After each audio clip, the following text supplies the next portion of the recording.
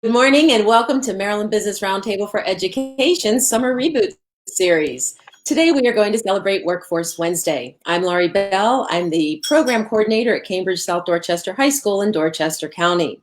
We have a very special show for you today, but before I begin, I would like to let you know that if you have any questions, please put them in the chat and we will do our best to answer them. Today for our Workforce Wednesday, we're going to try and talk about all things around politics, but not about politics. I have three very special guests with me today, and they all work in the field of politics, but they don't hold elected offices. And we're going to talk to them today about their journeys and how they got here. So let me introduce them all to you. I'm cheating and looking at my papers not to get anything wrong. I have Sarah Wood. She is a digital and video media advisor in the office of U.S. Senator Marco Rubio. I have Jealon Moaney, who is the legislative correspondent to the office of U.S. Senator Chris Van Hollen. And I also have Patrick Firth, who is an associate with Michael Best Strategies. Good morning and welcome to you all. Good morning. Good morning. Thanks for having us. It's a real pleasure that you could make time for us today. So what we discussed earlier is that we're going to tell our students how you got to where you are. Many of you aren't too far out of high school, and it's going to be very interesting for our students to see how many different paths can be taken. So I'd like to start with a really simple question.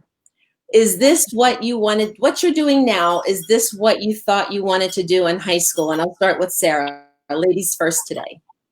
Yeah, so this was definitely not at all what I envisioned my career being in high school. I definitely knew that I wanted to be involved in politics, but I really didn't know that that would be really any possibility in video with that, unless you were doing some kind of traditional media in that sense.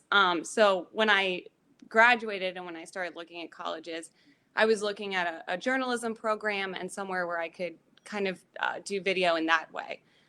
So the fact that I'm now in conservative video and digital media for a senator is not at all what I envisioned for my future. Jealon, is this what you thought you would be doing in high school?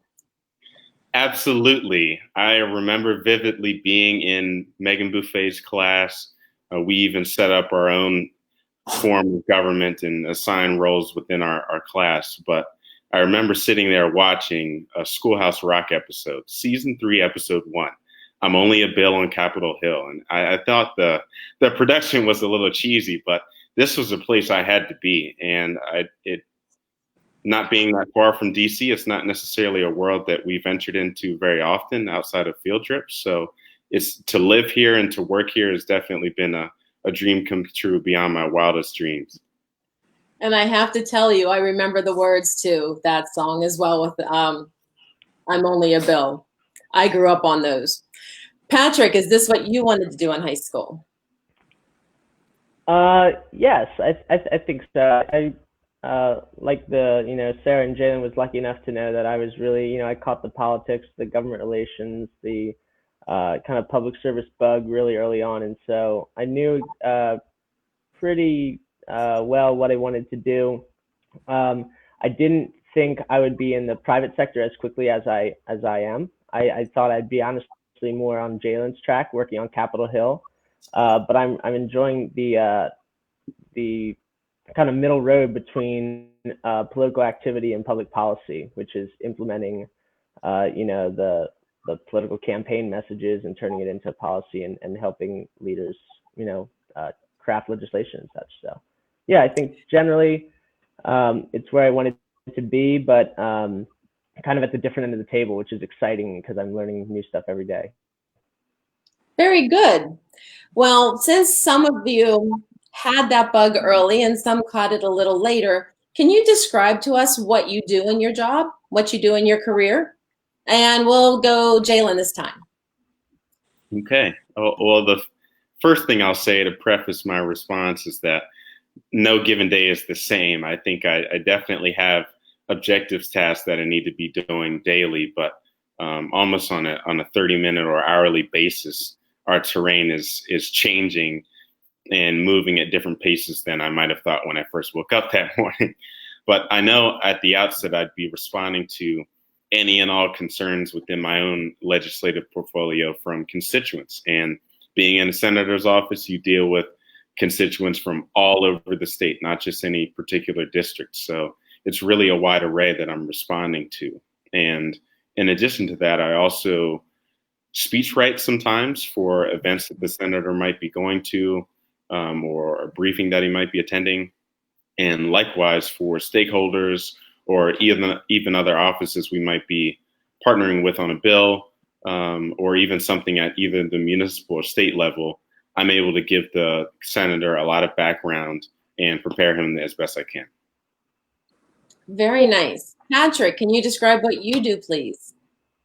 Sure thing. Like Jealon, every day is drastically different than the next or the day before. But broadly speaking, I advise clients on both state and federal legislative, regulatory, and political solutions. And I work on an issue portfolio that spans from food and agriculture to blockchain and cryptocurrency, energy and infrastructure, environmental issues, housing and finance, tax, and trade. So like I said earlier, I'm kind of all over the place and learning a bit each and every day more about these sectors. But I'll be writing, congressional testimony for the record, submitting questions for lawmakers like Senators Rubio and Hollen to ask of people that come before their committees and testify. We'll draft congressional letters for members to sign on to. We're essentially problem solvers. So you are the CEO of company X and the president's trade war is hurting you, or recently, you're looking to get some of the COVID-19 relief money. And so we help businesses, they come to us and we help businesses navigate the federal bureaucracy and also find creative solutions that already exist, to help businesses survive and thrive and expand and this, that, the other. So we're essentially, government relations problem solvers, and we work directly. Yeah, we work directly with the Capitol Hill offices all the time on a daily basis. So, and write speeches, monitor the news. I think we all do that. Draft presentations, this, that, the other. Thank you. Sarah, your turn. Let's hear a little bit about what you do in your career. Yeah, so I think that one of the best parts about working in any part of politics is that every day is going to be very different than the last. And I know that that's something that I really enjoy about my job. So through working as the video and digital media advisor for Senator Rubio, I create content. So I both film him, edit videos. Sometimes that's taking news clips and doing something with that. Sometimes it's taking, older clips from different speeches and using that with stuff that's going on today to show that, he's been talking about a specific issue for a long time. And then I also do all of the graphics that come out of our office. So if we have like a specific quote or something that we want to put out, I make those. If we have a specific holiday that the center would like to highlight, I make those as well. And then I also do some for annual reports and that kind of thing. So I think that I probably have one of the most fun jobs because it's just, you get to be so creative, and you get to work with people who, like in high school, I never thought that I would be able to work for someone like him. So it's really neat being able to see the legislative process up close and personal while also adding a creative touch to it. It's nice that you said that you never, when you were in high school, you never thought you could work for somebody like this, because I think a lot of our students would feel the same way. They wouldn't think that they could be somewhere, a certain place, something that seems higher than their reach. And it's good to know that people have done it and they can do it too. So yeah, thank you for sharing that. No problem. So what I'd like to know next is how you got to where you are. We all know that you probably went through college, but it's usually more than just going to college. There were other things you probably did along the way, maybe an internship, maybe a job that you had that connected you somewhere. How did you get to where you are educationally? Patrick, it's your turn to go first. Sure thing. I think given we all went to the same schools K through 12, and we'd be fools not to say without the Talbot County Public Schools, I don't think either of us or any of us would be where we are today. I think the public school system is a great place to get your roots, meet new people, meet different people, people who challenge you, people who want you to succeed, this, that, the other, especially our teachers like yourself. And so from Easton High School, I think we were all a part of a club called Junior State of America, which was a youth political and civic activism organization. Think of it like Model UN, but for domestic politics, right? So you're not debating international relations, you're debating gun control or, marriage equality, this, that, the other. So that, I think, really helps me get my focus on, okay, this is what I want to do. And so I was lucky enough to go to William and Mary down in Williamsburg, Virginia, knowing that I wanted to be a government major. And I actually, through choir, and I took violin lessons hilariously at William and Mary. And so I thought I'd be a music minor. So I walked into my teacher advisor. I said, I think I want to do a music minor. And she said, well, you've already minored in history. And I said, I've done what? So I guess by taking courses I was interested at William and Mary, I tripped and stumbled into a history minor. So I decided to do double major government history. Made senior year horrendous work-wise, but throughout William and Mary, I volunteered on campaigns. And I'll also add that all throughout Easton High School, I helped the local Democratic organizations. And does anybody else hear that ringing? Okay, That's mine. Yeah. Okay, got no worries. So, all throughout college was working on campaigns and this, that, the other. And then my freshman year of college, I think maybe sophomore, I was lucky enough Nevada, who was Senate Majority Leader at the time, and that was an incredible experience. So I really learned to hone in on my research writing skills, this, that, the other. And then I just, right out of college, I found Michael Best Strategies, which is a bipartisan lobbying consulting firm. And so I was lucky enough to wind up there. But yeah, it's a long path, and there's many ways to take the path. Like you said, college is the most common one, but there are so many ways to get organized and involved without having to go to college. I think that's important to note as well. College isn't for everyone. It certainly helps. It definitely opens doors.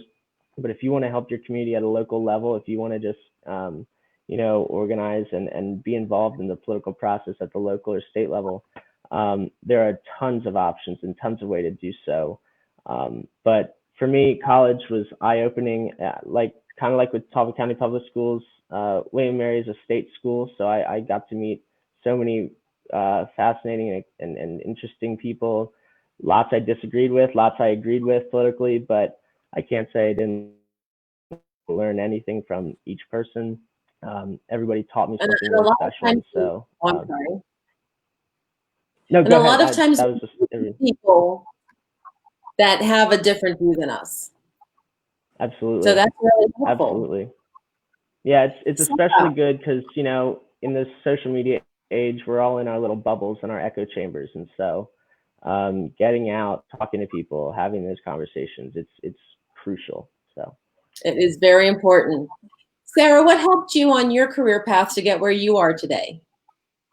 Yeah, so when I graduated back in 2013 from high school with Patrick from Easton High School, and I knew that I wanted to find a college that was going to be in-state, that was not going to put me into too much debt. So I looked to Salisbury University.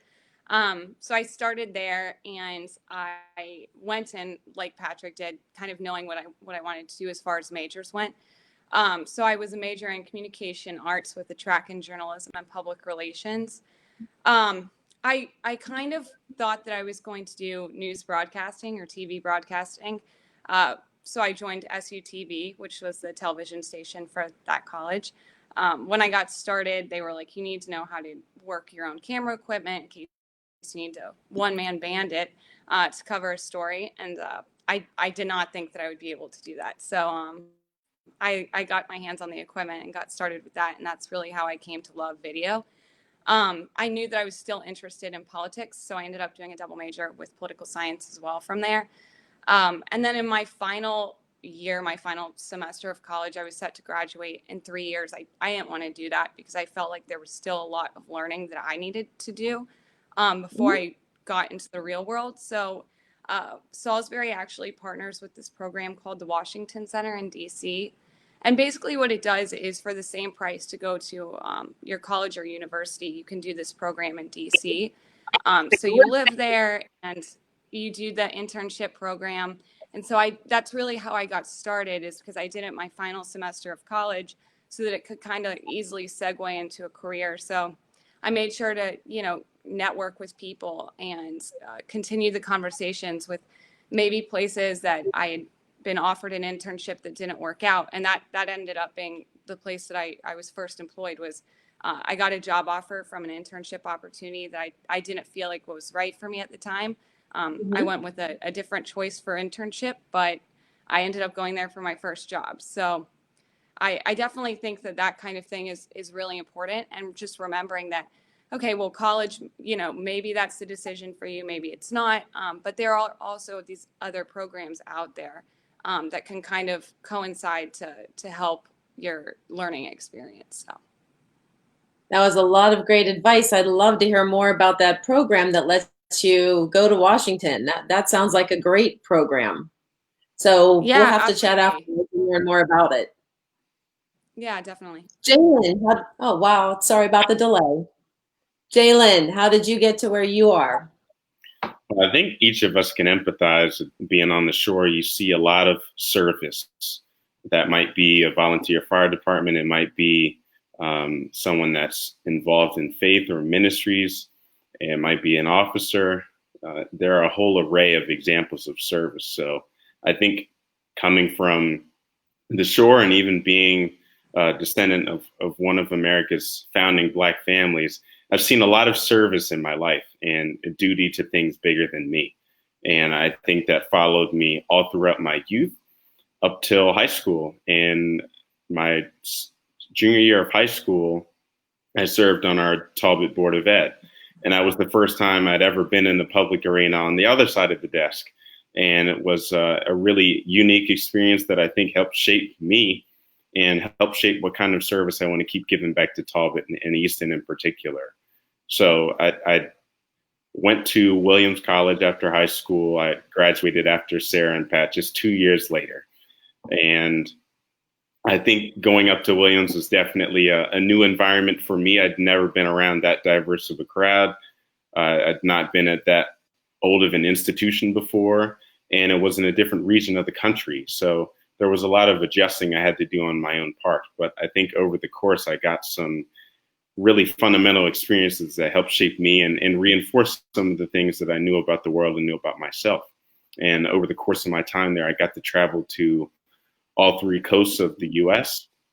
And I think people tend to forget that we are the United States of America, but we're states beforehand. So I think even each state has its own world. And I got to compare that to the Chesapeake.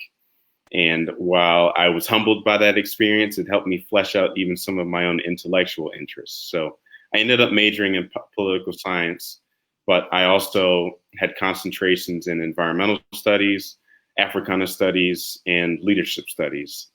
And the latter of those three was actually started at Williams.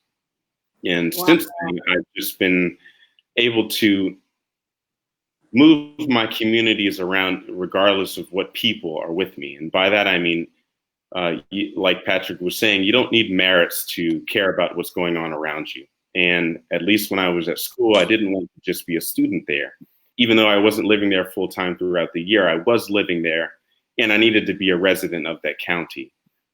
So I think the campus is definitely in a new era in terms of institutional knowledge. And I was really happy to be a catalyst in that over my time there.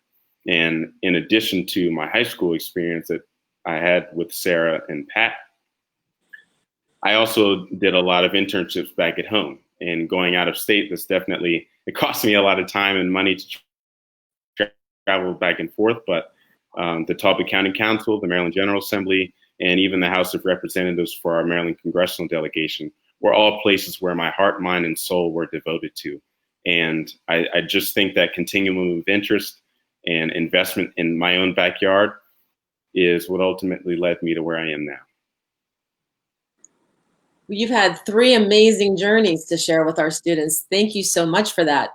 We did get a question on our chat, and I don't know if you've read it yet, but without taking a side, what would you tell young people about getting out to vote right now? We're in a presidential election year. What would you share with young people about voting, but you can't pick a side? Let's go with Sarah. So definitely, you know, register if you haven't, and definitely get out to vote, because I think that it's easy to talk about what you would like to see implemented, and really just the best way you can get involved, even if you're not necessarily interested in a career in politics, which this is obviously what we all chose, and it's because we love it. But one of the easiest ways that you can contribute and be a good citizen here is to go ahead and get out there and vote.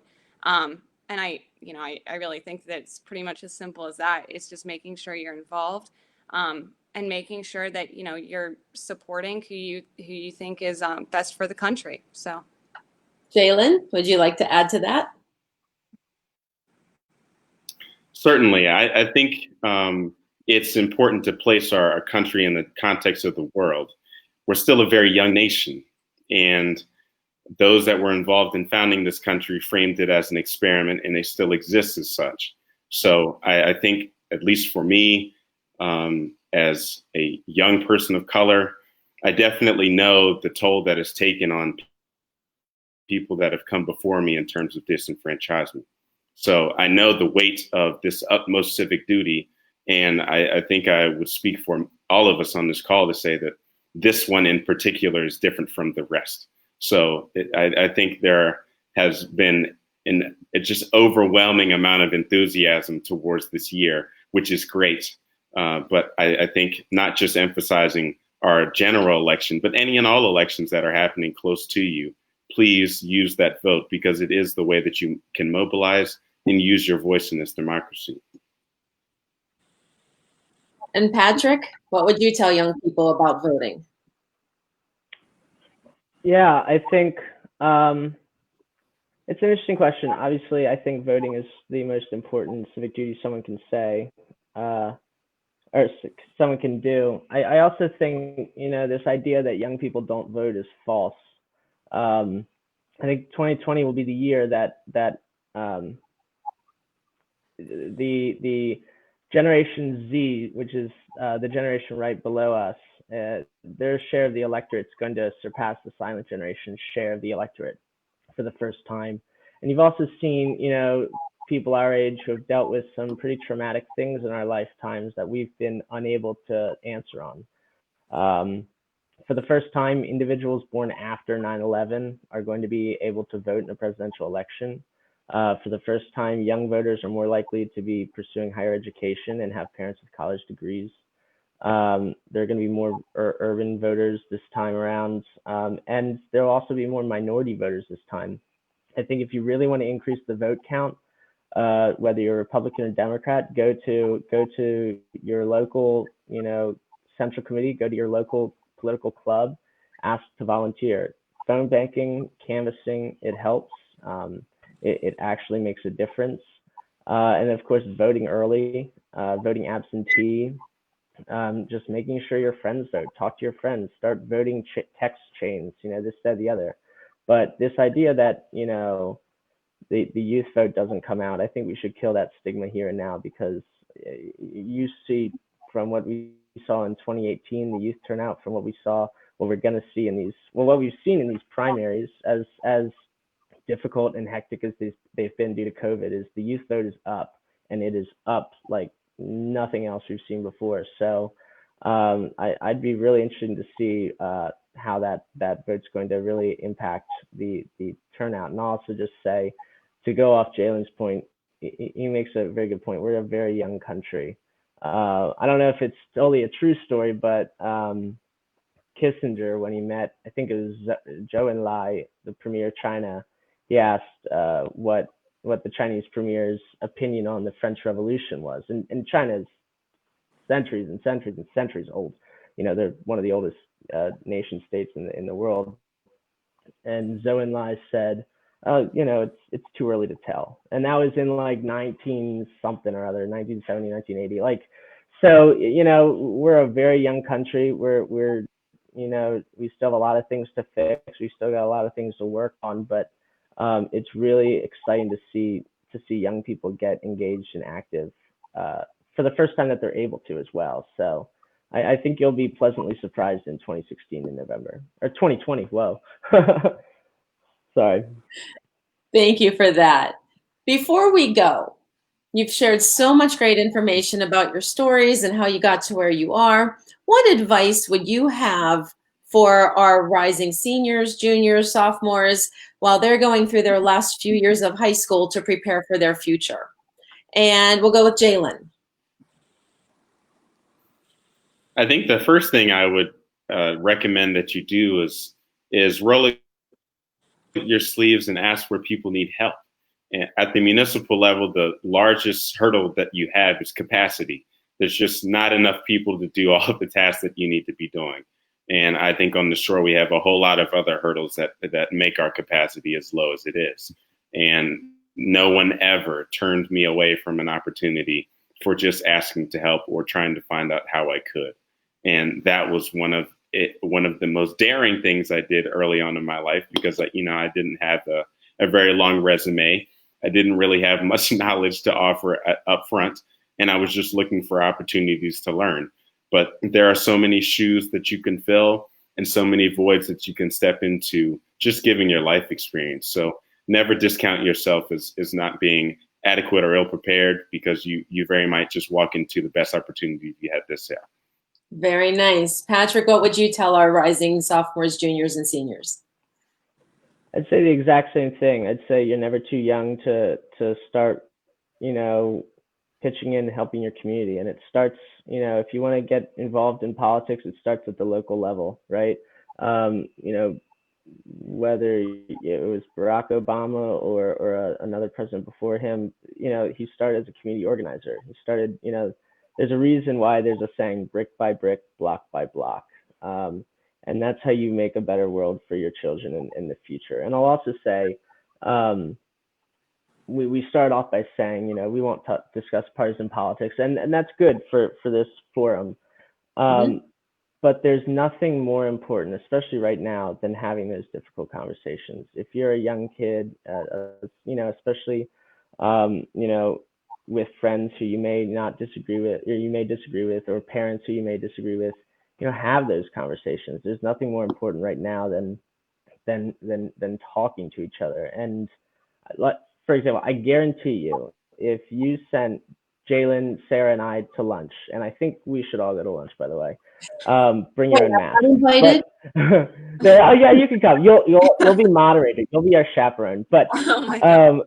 I guarantee you, if you said, okay, the three of you can only discuss things that you completely disagree on politically for 1 hour, we'd have our debates and have our discussions, and then we'd leave lunch, just as good, if not better, friends than we left before, or than we went before lunch. And I think that's something that we're forgetting this year. So I think if I'd be remiss if I didn't, and an opportunity to talk to the next generation about getting involved in politics. I feel like it'd be political malpractice, if that's even a phrase, to not say have the difficult conversations. Don't yell at each other, but it's okay if it gets heated as long as it remains respectful. And don't think for a second that your passion is because of your youth or naivete. Don't ever let anybody tell you that.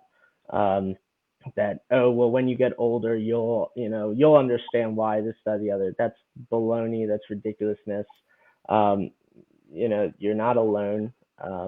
And like Jealon said, go find your way to contribute. You've got energy, you've got youth, you've got a passion. Go find a way to really, just use it to the benefit of others. And so that's what I'd say. I love how you said you could all go to lunch and have a respectful conversation, because that's so important. And I do think that's something we miss a lot of times, especially as we're growing up and trying to learn about other people. We need to be respectful about it. And Sarah, Absolutely. what advice would you have for our rising students? Yeah, well, I couldn't agree more with Patrick. We've been having those conversations since we were probably sophomores or juniors in high school, and we're on the debate team together. So I think that that's really a great point. I think that respect and just not surrounding yourself with people who all agree with you. I have friends that are both Republicans and Democrats, and I thank God for that because your views and your opinions as you get older, they're going to change. I mean, maybe not by a whole lot, but by surrounding people who you disagree with and who you also agree with, it's good because again, you're not in that echo chamber. And then the second thing I'd like to point out is the other day we were all talking about how it's equally as important to figure out what you don't like as to figure out what you do like. And I think that that's really important as well, because I was definitely one of those people who knew that I wanted to do something in politics, but I really didn't know what that would look like and what the options were for somebody who was interested in video and creative sides of stuff to kind of parlay that into a political career. So I think that that's really important, and I think that we can all say that even though we might kind of be where we envisioned, maybe the way that we got there was not exactly what we thought it would be. And so I think that's important for juniors and seniors to remember as they're, figuring out their future and figuring out what they want.